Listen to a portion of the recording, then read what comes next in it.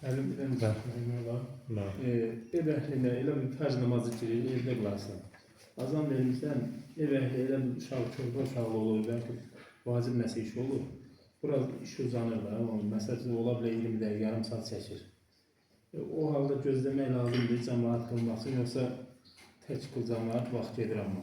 Əgər istəyirsən ki, ev əhlini də cəmaat namazına təşviq edəsən və istəyirsən ki, onlar da o savabdan məhrum olmasınlar və bilirsən ki, zəruri işləri var, hansı ki, zəruri nədir? O mütləq olunmalıdır. Elə bir işdir ki, o mütləq olunmalıdır. Yəni, onu etməsə, fəsad verə bilər. Elə bir məqamda gözləmək olar. Məsələn, hətta özün belə, insan belə, deyək ki, namaz girib, azan verilib, iqamənin vaxtıdır, yemək gəldi ortaya. Yeməyə nə qədər vaxt çəkir? Çəkirdi bir 10 dəqiqə, 15 dəqiqə, 20 dəqiqə çəkir. Ancaq iqamə verildi, artıq iqamə verilmək məqamındadır, yemək süfrəyə gəldi. Onda sünnəyə uyğun olan nədir, möhtərəm qardaşlar? Yemək, hətta geciksən belə, yemək, sonra rahat bir şəkildə namazı qılmaq. Əslində namazı hamımız bilirik ki, vaxtında qılmaq savabdır. Elə məqamlar var ki, dinimiz onları önə çəkir. O da nəyə görə? Çünki namazda düşünməyəsən, yemək barədə, çünki namaz xuşudan ibarətdir. Niyyətini, fikrini toplaya biləsən. Namazda fikrin yeməkdə olmasın, mədə ac olarkən əziyyət çəkərsən, fikirləşərsən, yeməyin qoxusu gələr. Bütün namazı ona həsr edərsən, o namazdan da heç bir fayda olmaz. Ona görə bəzi məqamlar var, hətta namaz vaxtı biraz geciksə belə, onu önə çəkmək olar. Və dediyiniz kimi də, əgər bir zəruri bir hal varsa, daimi olmursa, müəyyən bir məqamda bir 10-15-20 dəqiqə gözləyirsən ki, o da gəlib cəmaat namazına qoşulsun və cəmaat namazı savabından məhrum olmasın. Bəli. Bəli. Faiz olan yerdə işləyən adamda, bankda, harcasında, işləyən adamın evində yemək olar. Əgər faiz bir insanın həyatında, deyək ki, heç bir gəliri yoxdur. Bilirsən ki, 1 manatda başqa yerdən mədaxil yoxdur. Ancaq gələn, onun evinə girən hər manat bilirsən ki, haramdır. Təbii ki, belə məqamda bəli, çəkinirsən. Bankda işləyir məsələn. O faiz olan bir yerdən, bilirsən ki, haramdan gəlir. Amma başqa gəlir var. Ancaq alimlər deyir ki, azca da olsa, başqa yerdən gəliri varsa, artıq orada yiyə bilərsən. Ancaq insanın %100, 99 yoxa, %100 ancaq haramdan qazanır, onda onu çəkinirsən. Adamlar başqa yerdə işləyir, həm maaş alır, həm də o işlə məşğuldur. Bəli, ola bilər. İnsan da müəyyən haram edir, təbii ki, elədiyi haram düzgün əməl deyil. Usta belə bir insanlar var. Halal da var, haram da var. Əgər qatışıqdırsa, onda istifadə eləmək olar, yemək olar. Ancaq bir sual yarana bilər. Deyə bilərsiniz ki, bəs yaxşı, onun övladıdır, ata da ancaq haram qazanır. Heç bir halal ata evə gətirmir. Övlad nə etsin, ac qalsın, neynəsin? Uşaqdır, hələ cavan yaşlarında işləmir, gəlir yerdə yoxdur. Atasının qazancına baxır. Bu məqamda nə buyurulur dinimiz? Buyurulur ki, o övlad onun ehtiyacı qədər istifadə edə bilər. O artıq zərurətə girir. Dinimizdə hər şeyin çıxış yolu var. Zəruri bir məqamlar var. Hətta atanın bütün malı haram olsa belə, oradan öz ehtiyacını ödəyəcək qədər istifadə edə bilər. Bəli. Hətta əmək qabiliyyəti varsa da. Yox, yaxşı olar ki, əmək qabiliyyəti, uşaq var 10 yaşı var. İşləyə bilmir, 15-13 yaşı var. İşləyə bilmir, yəni işləmək, düşmür ona işləmək. Ancaq oxuyur və yaxud nədirsə. Ancaq təbii ki, insandır, işləmək, əmək qabiliyyəti var, böyükdür, çalışmalıdır ki, başqa yerdən halal ruzinin dalınca geçsin.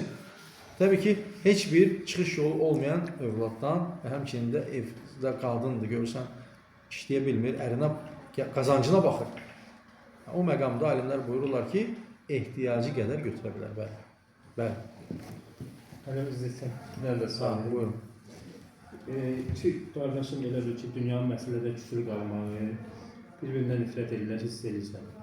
Hətta salam da vermirlər evlərinə. Bunların nəsiyyət baxımından nə deyə bilərsiniz? Bu cürdə davam edir uzun müddət. Bəli. Təbii ki, qardaş, sizin bu dediyiniz məsələ, Allah qorusun,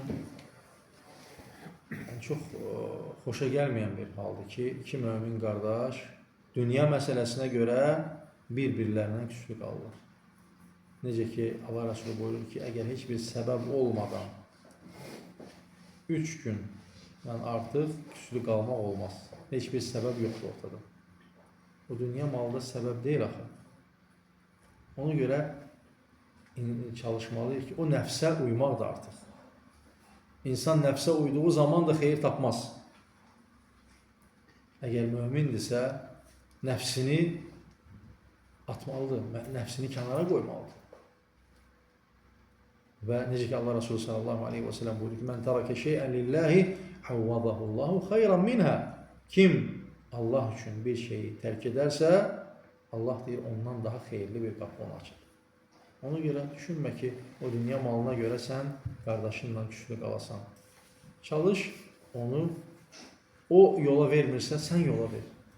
Sən xeyrə səbəb ol və o qardaşınla münasibətini düzəlt. Dünya malına görə dəymir ki, insan bir qardaşından küslü qalsın. Bu təhlükəli bir məsələdir.